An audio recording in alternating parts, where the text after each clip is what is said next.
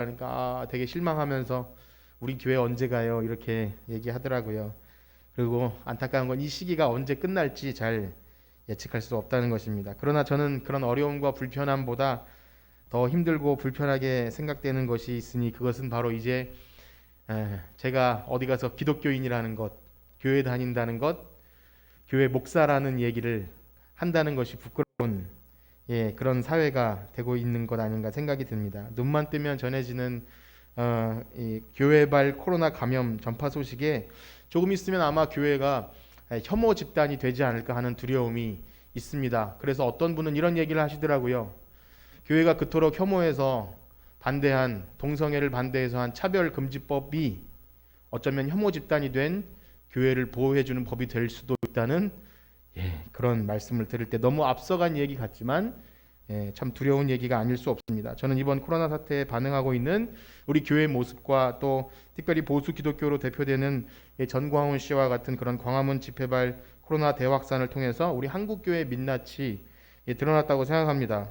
우리 개인적으로 교회가 얼마나 사회의 요구에 미성숙했으며 또한 교회 안에서 얼마나 서로를 몰랐고 신자로 살아간다는 것이 어떤 것인지, 예배가 무엇인지, 교제가 무엇인지, 특별히 뉴스를 통해서 들을 수 있는 지하철이나 버스에서 마스크 때문에 일어나는 분쟁이 우리 교회에서도 이미 일어났다는 것, 또한 광화문 집회 코로나 대확산이라는 사실에 대해서 그들은 종교 탄압이다 혹은 테러라는 그런 주장을 서슴지 않고 또 집회 참석을 숨기고 휴대폰을 꺼놓고 방역 당국에 혼선을 주면서 보건소 직원들에게 침을 뱉는, 그러고 나서도 정부 탓을 하는 그러다 교회 감염시키는 그런 모든 주인공들이 교인이라는 사실에 엄청난 그런 사실에 한국 기독교의 몰상식과 이기주의 민낯이 드러났다고 생각합니다. 세상의 소금과 빛이 되어야 할 교회가 민폐가 되어가고 있는, 그래서 교회는 내리막길을 걸어갈 것입니다.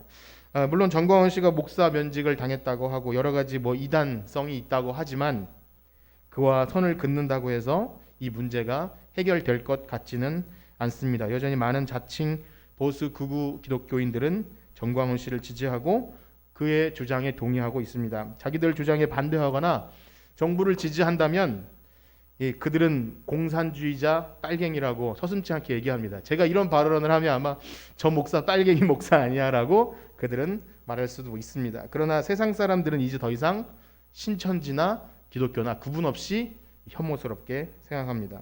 그래서 사랑하는 여러분, 우리가 지금 모이지 못한 채로 대면 예배를 금지당하고 마스크 끼고 흩어져서 예배하는 것에 대한 그런 상황은 너무나 마음이 아프지만 우리 사회를 향해서 우리가 자초한 일 때문에 벌받는 심정으로 또 사죄하는 마음으로 함께 인내하며 예배 드려주시기를 그렇게 당부드립니다. 그래서 저는 이 부산 샘터교회라는 한중덕 목사님이 이런 설교문을 공유를 했는데 유명한 분은 아니지만 대통령께서 그 글에 공감을 눌러서 유명해진 설교 내용이 하나 있는데 그것을 제가 인용해서 읽어드리려고 합니다. 자막에 나가고 있지만 아마 제 말은 한 10분 뒤 이상 걸릴 것 같은데 어쨌든 한번 읽어드릴게요. 마스크를 착용하라는 것은 잠잠하라는 뜻입니다. 막말과 거짓말을 하지 말며 불필요한 말을 줄이고 타인의 말에 귀를 기울이라는 말입니다. 손을 자주 씻으라는 것은 마음을 깨끗이 닦으라는 뜻입니다. 악한 행실과 죄에서 돌이켜 회개하고 성결하라는 말입니다. 안과 밖이 깨끗하면 자신도 살고 남도 살 수 있다는 것입니다. 사람과 거리를 두라는 것은 자연을 가까이 하라는 뜻입니다. 사람끼리 모여 살면서 다투고 상처를 주지 말라는 것입니다. 공기와 물과 자연의 생태를 돌보며 조화롭게 살라는 말입니다. 대면 예배를 하지 말라는 것은 언제 어디서나 하나님을 바라보라는 뜻입니다. 위안을 얻거나 사람에게 보이려고 예배당에 가지 말고 천지에 계신 하나님을 보고 예배하라는 뜻입니다. 어디서나 고요하게 하나님을 대면하면 그의 나라와 그의 뜻에 가까이 이르게 될 것입니다. 집합을 하지 말라는 것은 소외된 이들과 함께 하라는 뜻입니다. 모여서 선동하거나 힘자랑하지 말고 사람이 그리운 이들의 벗이 되라는 말입니다. 우는 이들과 함께 울고 무거운 짐을 홀로 진 이들과 나누어진다면 세상은 사랑으로 포근해질 것입니다. 이분이 유명한 분은 아니지만 오늘 우리가 함께 나눌 이 말씀을 드리기에 앞서 읽어드린 것은 유명하다고 해서 앞에 나가서 많은 사람들을 모은다고 해서 그가 진리가 아니라 작은 곳에서 조용하게 하나님 말씀 묵상하면서 진리를 찾는 어떤 그런 목사님이 더욱 하나님 뜻에 가깝다는 생각을 하면서 이제 우리가 요한복음을 마치고 어떤 말씀을 나눌까 오래전부터 고민했는데 쉽사리 시작하지 못했던 성경이 있는데 그것이 바로 소선지서입니다. 12소선지 시작인 호세아를 시작하려고 하는데 왜 이것이 쉽게 시작하지 못했냐면 우리의 마음을 즐겁게 하는 말씀은 아닙니다. 이스라엘 백성들은 가나안의 이 바알 신앙을 혼합해서 하나님을 제대로 섬기지 않으면서도 편안한 삶만 살게 해주면 바알이든 그게 여호와든 무엇이든지 섬기고 숭배하면서 자신들이 풍요로운 삶을 꿈꿔 왔습니다. 그래서 하나님 섬기는 신앙도 그러한 종교 의식으로 했던 것입니다. 제사장들 역시 그러한 가증한 종교 의식을 부추겼고 판결을 굳게 하고 제대로 된 하나님의 말씀을 선포하기보다는 자기 욕심만 채우기 급급했고 백성들은 당연히 말씀대로 옳은 대로 인도하지 못했던 그러한 상황들에 쓰여진 선포된 말씀이 이 소선지서입니다. 하나님은 그러한 시대의 선지자들을 부르셔서 심판을 예고하시고 멸망을 예고하십니다. 돌아올 것을 선포하십니다. 그러나 여러분 안타깝게도 이 모든 선지서들의 결말은 그냥 멸망으로 끝납니다. 이 선지서 이야기는 그냥 망하는 이야기로 끝납니다.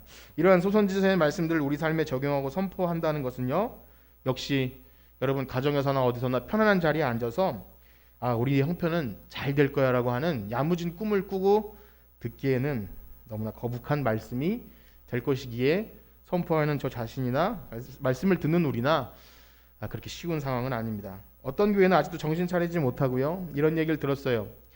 지금도 엄청난 빚을 내서 교회 건물을 진 후에 이 코로나 때문에 흩어진 성도들이 다 우리 교회로 몰려올 것이라는 야무진 꿈을 내려놓지 않는다고 구리시와 가까운 지역의 어떤 교회가 그런 말을 한다는 것을 들었습니다. 역시 이 소선지들이 쓰였던 시대에는 거의 침몰해가는 이스라엘, 그것을 배경으로 하고 있지만 물질적 풍요로움은요, 자신들이 멸망할 줄 아무도 그것을 믿지 않았어요. 선지자들이 아무리 너희들 이러다 죽는다, 너희들 이러다 멸망한다 해도 아무도 그 말을 듣지 않았어요. 그래서 아모스 선지자는 추방당했고요, 미가는 대놓고 더 이상 일어나지 말라 협박을 받았고, 우리가 오늘 읽게 되는 호세아는 너는 바보고 미쳤다 소리를 듣기도 했습니다. 그러나 여러분, 성경의 모든 주제가 그러하듯이 우리가 읽는 이 선지서도 그러한데 하나님이 말씀하시는 심판과 멸망은 그 자체가 목적이 아니라는 것입니다. 결국 아무리 많은 사람들이 하나님을 떠나고 우상을 섬기고 범죄한다 해도 하나님은 자기 백성에게 하신 약속을 신실하게 이행하시는 하나님이신 줄 믿습니다. 그래서 선택받은 백성을 불러 모으시고요, 곳곳에 숨어있는 선지자들을 통해서 바알에게 무릎 꿇지 아니한 사람들을 남겨두셔서 그들을 통해 하나님 나라를 이루어 가시고 결국 마침내 예수 그리스도를 통해서 그 모든 일을 선하게 회복해 나가실 것입니다.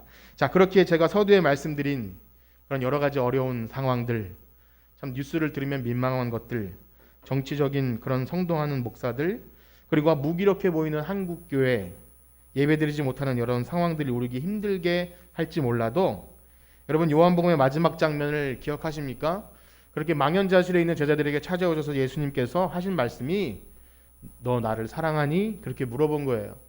바로 이것입니다. 사람들을 어찌하든지 간에 우리들은 마스크 끼고 잠잠하게 하나님, 제가 하나님 사랑합니다, 그렇게 고백하는 여러분들 되길 축복합니다. 어떠한 상황 속에서라도 하나님은 그 상황을 통해서 자기의 사랑을 확인해 나가시고 하나님의 뜻을 이루어 가실 것입니다.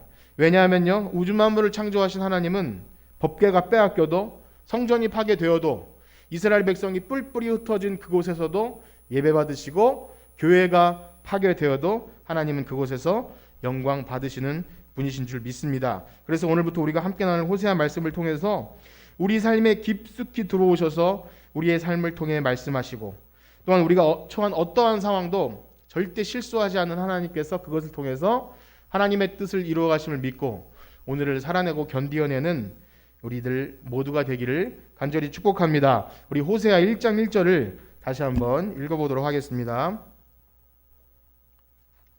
호세아 1장 1절 시작. 우시야와 요담과 아하스와 히스기야가 이어 유다 왕이 된 시대 곧 요아스의 아들 여로보암이 이스라엘 왕이 된 시대에 부엘의 아들 호세아에게 임한 여호와의 말씀이니라. 아멘. 혹시 마이크가 되셨으면 말씀 읽을 때 함께 읽어주시면 방송에 좋은 목소리로 나갈 것입니다. 자, 호세아가 활동했던 시기에 대하여 이야기해주고 있습니다. 우리가 잘 알듯이 여러분 이스라엘이 이렇게 남과 북으로 갈렸다는 것은 교회 짬밥이 좀 있으면 알 거예요. 사울왕, 다윗왕, 그다음에 솔로몬까지 괜찮다가 여로보암, 르호보암으로 이스라엘이 갈라졌죠. 자, 그래서 우리는 북이스라엘이라 칭하고 남유다라 이렇게 많이 들어보셨을 거예요. 유다 왕으로 지금 소개되는 왕들은요. 1절에 보니까 우시야, 요담, 아하스, 히스기야. 많이 들어본 얘기인데 만약에 여러분 매일 성경을 하셨다면 히스기야 얘기는 들어보셨을 거란 생각이 됩니다. 그리고 북이스라엘은 지금 누가 다스리냐면 여로보암인데 여로보암이 두 명이에요. 첫 번째 갈라질 때 여로보암이 있고 지금 이 여로보암은 여로보암 2세입니다. 그리고 호세아는요. 시기적으로 봤을 때 BC 750년. BC 나오면 좀 머리가 쥐어나기 시작하죠. 졸리시고. 자, 어쨌든 BC 750년에서 BC 722년 북이스라엘이 722년에 멸망하거든요. 그 여간에 활동했던 선지자입니다. 여러분 우리가 알기에 예수님이 태어나시는 그 가문은 북이스라엘입니까? 아니면 남유다입니까? 남유다죠. 다윗의 왕가를 잇고 그 다음에 예수님이 태어나시는 유다 그리고 북이스라엘 있어요. 그러면 남유다가 잘 살았을까요? 북이스라엘이 잘 살았을까요? 그냥 저희가 혼자 묻고 혼자 답하는 중인데 자, 여기 소개된 여로보암 2세는 나라가 분리되기 전에 솔로몬 시대 그 영토 어마어마한 영토와 부를 여로보암 2세 때 거의 다 회복을 했어요. 그러니까 엄청난 부와 그 다음에 물질적 풍요가 그들을 잘 먹고 잘 살던 시대로 만들었던 그런 시대로 평가받는 시대가 지금 호세아가 말하는 여로보암 2세의 시기입니다. 자, 그러나 그 사이 유다 민족도 적고 별로 잘 살지 못했던 것 같아요. 원래 남유다가 두 지파, 유다와 베냐민 지파, 나머지 모든 지파는 북이스라엘에서 민족도 차이나고 땅도 차이납니다. 자, 우리가 알기에 소개된 여기 마지막 히스기야 시대는 어땠냐면 하나님께 기도하고 기도로 응답을 받아서 연수가 좀 연장되고 그런 거 들어보셨죠? 이사야에서도 나오는데 그런 에피소드가 있어요. 아수르에게 침략 당하기도 하고 막 우여곡절이 있는 그 인생인데 그래도 하나님과 어떤 관계 에피소드가 등장해요. 기도하는 내용, 회개하는 내용. 그러나 여러분 북이스라엘은 그런 사건 거의 없어요. 그러나 잘 먹고 잘 살았다는 것입니다. 하나님의 백성으로서 하나님을 떠나서 잘 먹고 잘 산다는 것은 굉장히 무서운 이야기가 도사리고 있습니다. 나중에 열왕기와 14장이나 이쪽 근처를 읽어보시면 그 시대가 어땠는지 알 수 있는데 바로 이겁니다. 바알 신앙이 혼합된 우상 숭배 신앙이 그들 삶 속에 자리 잡아서 하나님을 제대로 섬기지 않아도 잘 먹고 잘 살기만 한다면 그것을 섬기는 거예요. 이따 호세아서 뒷부분에서 그 내용을 다룰 텐데 높은 산마다 제사를 지내고요. 자신들에 대해 점치듯이 물어봅니다. 이방 우상을 흉내내어서 자신들도 우상을 세우고 금송아지를 세우고 더 큰 문제는 여호와를 섬기는 신앙조차 바알을 섬기는 방식으로 그렇게 섬겼다는 거예요. 얼마나 무서운 일입니까? 이 혼합 종교. 결국 자신들의 삶만 잘 풀리면 문제없다는 이 세속적인 기복신앙이 그 속에 자리 잡아서 크고 두려우신 하나님을 마음과 뜻과 힘을 다해 섬기는 것은 없고요. 율법을 지키거나 이웃을 사랑하거나 고아나 과부를 돌보는 그런 공의는 눈 감아버리고 잘 먹고 잘 살게 해주신 신이 진짜 신이라는 그런 무속신앙이 자리 잡았습니다. 사실 오늘날 우리 기독교가 내리막을 향해 가는 것도 같은 맥락이 아닐까 저는 무섭게 그렇게 생각해 봅니다. 하나님께서 우리에게 주신 그 거룩한 백성으로 살아가는 거룩한 삶, 이 땅에 사는 동안 우리가 돌봐야 할 소외된 이웃과 사회 정의나 공의들에 대해서는 그냥 눈 감아버린 채 기도하면 병 낫고 문제 해결되고 사업이 잘 되고 자외선 잘 되면 오케이 라고 생각한 그러한 신앙은 이제 더 이상 세상의 지탄을 받을 수밖에 없는 그러한 길을 걷게 되었는지도 모르겠습니다. 여러분, 신앙심이 좋으면 코로나에 걸리지 않는 주장이 맞는 주장일까요? 예, 그런 헛소리를 떠들어도 아멘 하면 믿음대로 된다고 하는 그 생각, 그 맹목적인 신앙이 참으로 우리 기독교를 민망한 종교로 만들어버린 것이 아닌가 그렇게 생각합니다. 여러분, 믿음이 좋으면 사람들에게 피해를 줘도 우리는 목숨을 걸고 모여야 하는 것일까요? 여러분, 우리가 예배에 목숨을 거는 것과 이것은 전혀 차원이 다른 문제입니다. 정말 핍박의 시대에는요, 총과 칼로 죽음으로 위협해도 우리는 모일 수 있습니다. 예배를 드려야 하겠죠. 그러나 여기 우리가 모이기 때문에 지탄을 받고 바이러스가 퍼진다면, 그래서 욕을 먹는다면 우리는 이웃을 사랑하는 마음으로 잠깐 참고 기다려야 하는 것이 하나님 백성의 모습입니다. 여러분, 종교 탄압이란 말은 그냥 하지 않는 것이 가장 좋아요. 그런 말은 아무도 안 했으면 좋겠는데 유명한 분들이 성명 내고 그런 거 너무 창피합니다. 그래서 뭐 우리는 목숨 걸고 예배드린다고 하는 것, 그런 거 하면 그 시대에 누구에게 하나님의 말씀이 임하였습니까? 우리 다시 한번 1장 1절을 읽어보도록 하겠습니다. 1장 1절입니다. 시작. 우시아와 요담과 아하스와 히스기야가 이어 유다 왕이 된 시대, 곧 요아스의 아들 여로보암이 이스라엘 왕이 된 시대에 부엘의 아들 호세에게 임한 여호와의 말씀이니라. 아멘. 누구에게 말씀이 임했습니까? 부엘의 아들 호세야. 여러분, 부엘이 들어보셨나요? 부엘이. 모르는 게 당연합니다. 교회 오래 다녔어도 모르는 게 당연합니다. 그 말은 즉 알려지지 않은 인물이라는 거예요. 역사의 중심에 있지 않았고요. 그냥 시골 변두리에서 이름 없는 사람의 아들, 그 이름이 호세아라는 이름이 여호수아, 예슈아. 그래서 하나님은 구원시다라는 좋은 이름을 갖고 있긴 했지만, 그래서 아마 믿음 좋은 가정에서 태어난 것 같긴 하지만 전후 어떤 일도 우리에게 알려지지 않은 그런 무명의 사람입니다. 그리고 앞으로도 유명해질 일 없고 그 삶은 굉장히 고단한 삶을 살게 될 것입니다. 그래서 우리가 보게 될 이 12소선지서에 나오는 모든 호세아, 미가, 아모스 이 사람들은요, 서로 교류도 없고요, 같은 시대, 비슷한 시대 활동에도 뭐 함께 사역도 안 하고 세를 형성하지도 않았고요.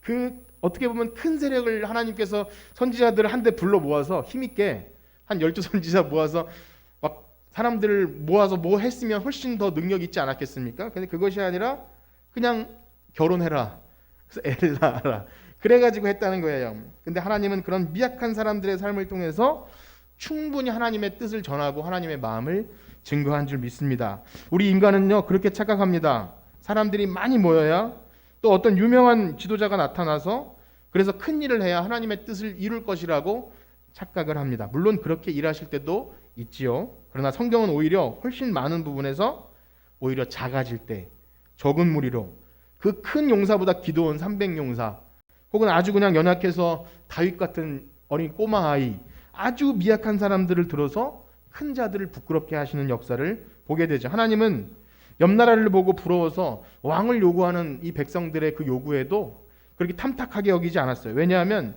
그들의 목적은 하나님을 왕으로 섬기는 것이 아니라, 우리도 인간 왕을 세우면 우리도 멋지게 무엇인가 해볼 수 있으니까 하나님 기도하면서 왕 주세요, 그것이 뭔가 하나님의 뜻을 이룰 거라고 생각했지만 하나님은 별로 그렇게 좋아하시지 않았습니다. 왜냐하면 불신앙에서 비롯된 것이기 때문입니다. 그러나 하나님은 오히려 사람의 기대와 희망이 사라지고 아무 힘이 없다고 할 때가 되어서 이제는 아무것도 할 수 없는, 온전히 하나님만 바라봐야 할 수밖에 없는 그런 상태에서 승리를 경험하게 하시는 하나님이신 줄 믿습니다.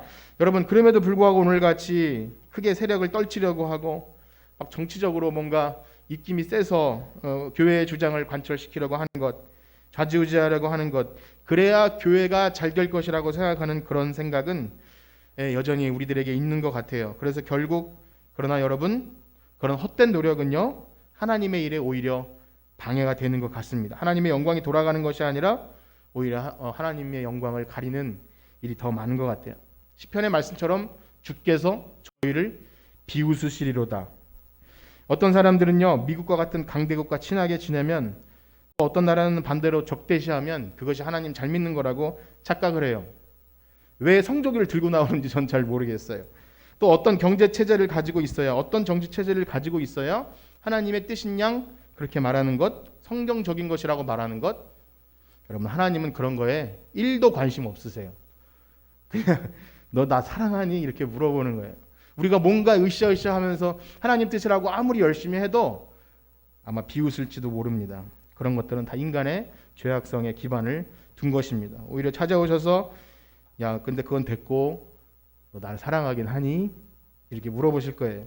하나님을 사랑하지도 않으면서도 이것이 정이고 이것이 한국교회를 세우는 것이고 이것이 뭔가 이렇게 뭐 대단한 것이냐, 그리고 공격적으로 변해서 잔인하게 변해버리는, 아무리 모여서 통성기도 하면서 뭐 하나님 나라 뭐 이렇게 얘기하는 것, 하나님은 그 기도 앞에 침묵하실 수밖에 없을 것입니다. 그러니 여러분, 기독교가 세력 형성 안 해도 됩니다. 더 짓밟혀도 상관없습니다. 왜냐하면 교회가 교회되는 원동력은 거기에 있지 않기 때문입니다. 오히려 어줍지 않게 소리내다가 더 망신만 당하는 것입니다. 여러분, 어떠한 뭐 정당, 경제, 문화 속에서도 하나님은 바벨론의 포로된 속에서도 자기 백성을 통해서 영광 받으시는 분이었어요. 그러므로 여러분, 옆에 계신 분과 이렇게 한번 합시다.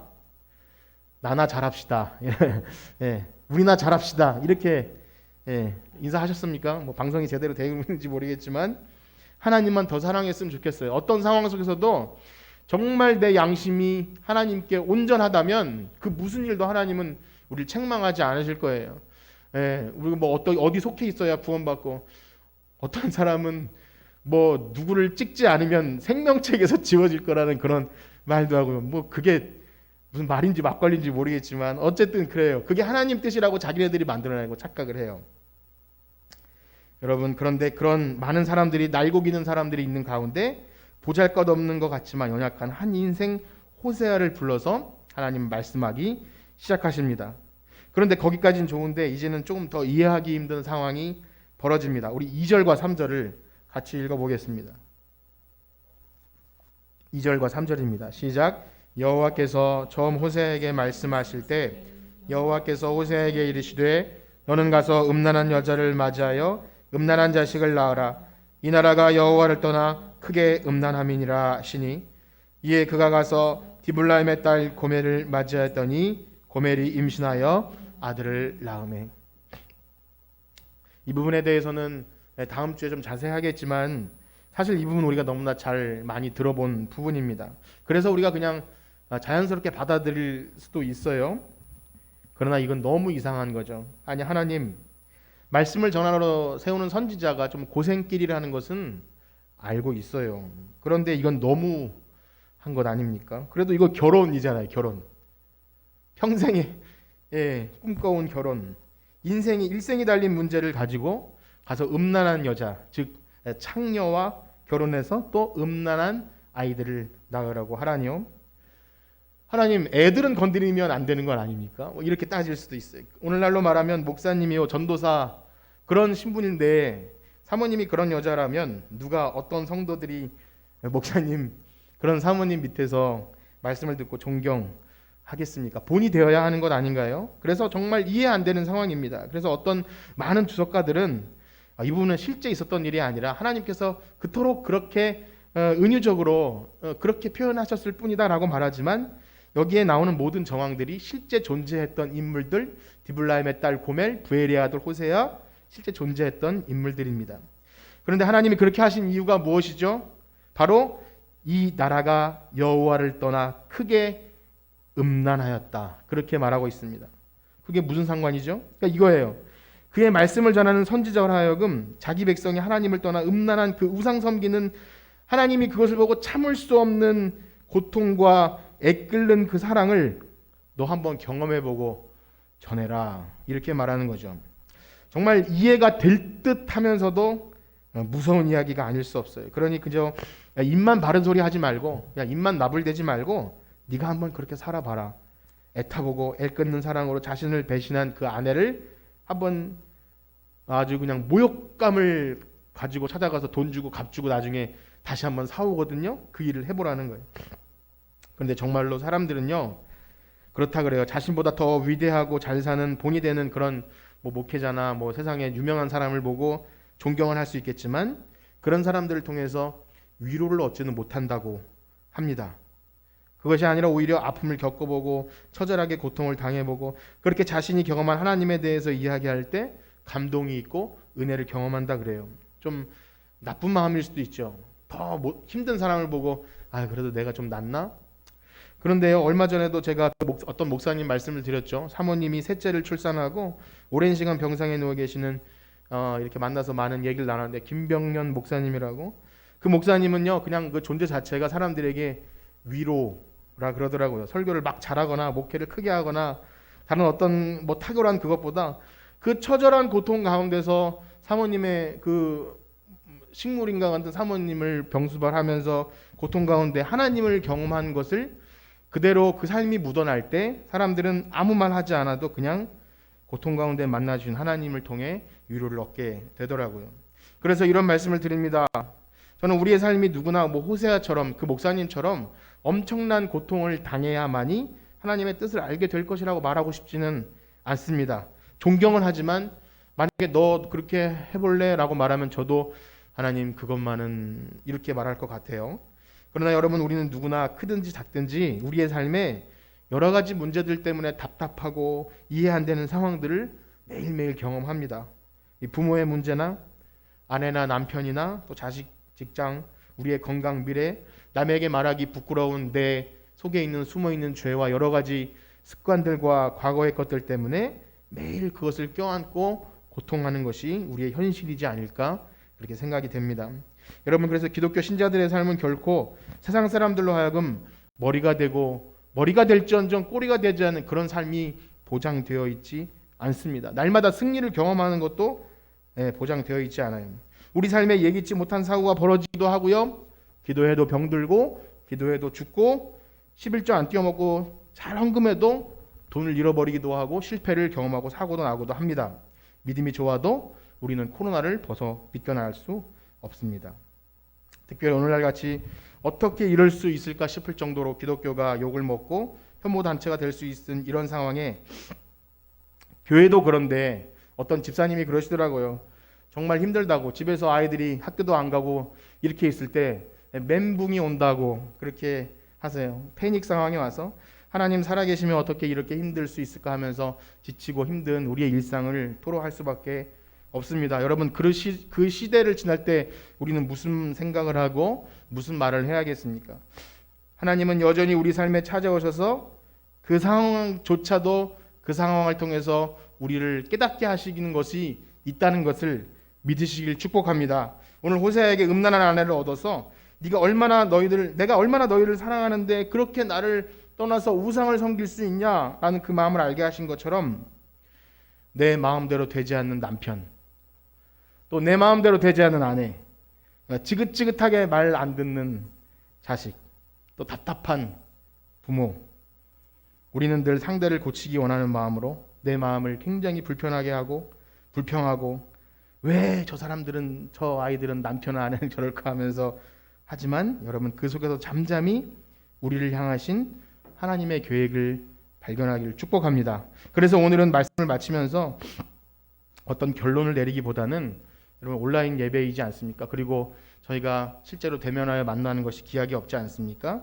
그래서 한 주간 살아가시면서 교회에 가까우신 분은 꼭 매일 성경을 가져가셔서 묵상하시고, 또 한 가지 오늘 말씀의 마무리는요, 한 두 가지만 고민거리를 드리도록 하겠습니다. 그것을 묵상하시면서 한 주간 지내시는데, 첫 번째는요, 여러분, 여로보암 2세 시대의 백성들처럼 그들의 삶은 너무 윤택하고 잘 먹고 잘 사는 것 같지만 그 속은 완전히 골마 있었어요.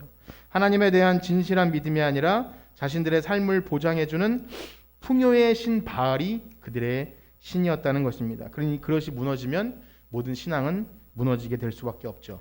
오늘날 우리가 다른 신당에 가서 뭐 절하거나 점을 보러 다닌 그런 얘기를 하고자 함이 아니라, 과연 우리가 여호와 하나님을 믿는 그 신앙이 자기 개인의 안전한 삶을 보장받기 위한 신앙인지, 범사가 잘 되고 자외선이 잘 되면 아무 이상이 없는 진짜 신으로 인정하는 그런 무속신앙인지, 아니면 정말 우리가 허락하신 이 땅에 하나님이 우리를 구원받은 거룩한 대제사장으로 부르셔서 이 땅에 어떠한 삶을 살아갈지, 우리의 이름은 드러나지 않는다 할지라도 하나님이 기뻐하시는 그 정의와 사랑을 실천하는 삶을 살면서 하나님의 영광으로 살아가는, 하나님의 기쁨이 되는 삶을 사는 것이 우리의 신앙인지, 그럼 스스로에게 질문하면서 한 주간 지내기를 그렇게 소원합니다. 우리가 매일 새벽 예배를 빠지지 않는다 할지라도 예배를 빠지지 않고 헌금을 빼먹지 않고 봉사를 쉬지 않는다 해도 만약 그 신앙 행위가, 믿음 행위가 하나님의 뜻과는 별개로 그저 개인의 안전을 보장받는 그러한 개인 기복 신앙에 그치는 신앙이었다면 오늘 무너져가는 한국교회 상황에서 우리도 다른 사람을 탓하지 못할 것입니다. 그래서 하나님이 기뻐하시는 내 이웃을 내 몸과 같이 사랑하고 약자에게 정의와 긍휼과 자비를 베푸는 하나님의 공의를 실천하는 우리 신앙이 되기를 소망합니다. 그게 첫 번째입니다. 두 번째는요, 오늘 호사의 삶에 개입하셔서 비록 잘 이해는 되지 않지만 음란한 아내를 얻어서, 음란한 자녀를 얻어서 하나님의 뜻을 알게 하신 것을 생각할 때 우리의 소소한 일상, 우리가 때로는 불평하고 좀 이것만 해결됐으면 좋겠다는 그런 그 상황조차 하나님이 이용하셔서 우리에게 무언가 깨닫게 하시기를 원하시는 것이 있음을 발견하면서 불평만 하지 마시고 그냥 이건 싹 없어졌으면 좋겠다라는 그런 생각 말고 주님이 이 상황을 우리에게 허락하셨다면 호세아처럼 하나님 아버지의 마음을 깨닫기 원합니다. 이러한 마음으로 주변을 좀 바라보시면서 묵상하셨으면 좋겠어요. 우리가 교회에서 듣는 설교 말씀과 우리의 삶은 절대 별개가 될 수가 없습니다.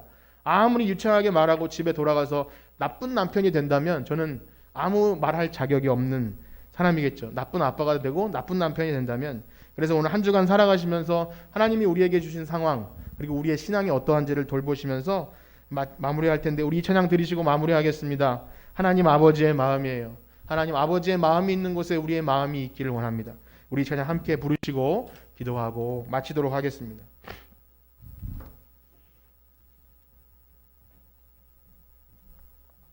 아버지, 당신의 마음이 있는 곳에 나의 마음이 있기를 원해요. 복음성가에 있죠? 몇 번?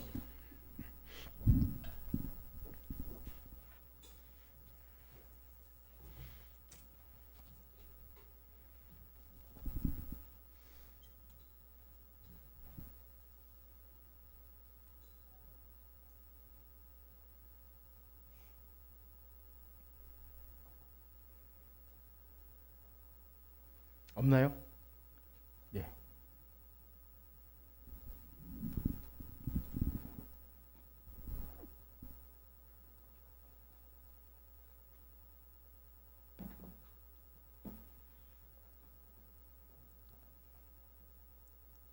스마트폰이나 뭐 이런.